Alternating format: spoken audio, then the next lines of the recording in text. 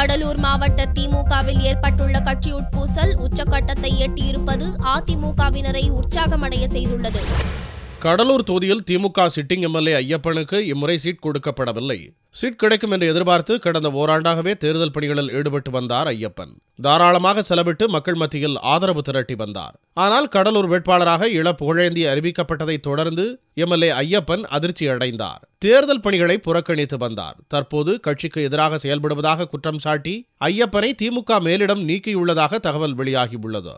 இதனுடைய வளர்ச்சி, நான் செய்த உதவியின்பால் மக்கள் எல்லாம் என்னிடம் செலுத்துகின்ற அன்பு, அளப்பரிய அன்பு, எங்கு சென்றாலும் மக்கள் அதிக அளவிலே என்னை நாடி வந்து உபசரிப்பதும் அன்போடு பழகுவதும் போன்ற நிகழ்வுகளெல்லாம் பொறுக்க முடியாமல் சில சக்திகள் செய்த சூழ்ச்சிகளின் பயனாகவே இது போன்ற தலைவர் கலைஞர் அவர்கள் எடுத்த முடிவுக்கு ஒரு காரணமாகவே இருக்கின்றது என்பதை நான் இப்பொழுது அறிகின்றேன்.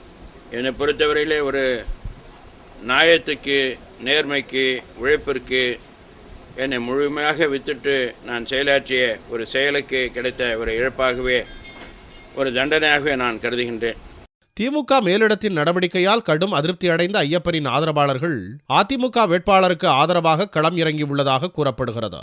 இதனால் அதிமுகவினர் உற்சாகமடைந்துள்ளனர். இது கடலூர் தொகுதியில் பரபரப்பை ஏற்படுத்தியுள்ளது.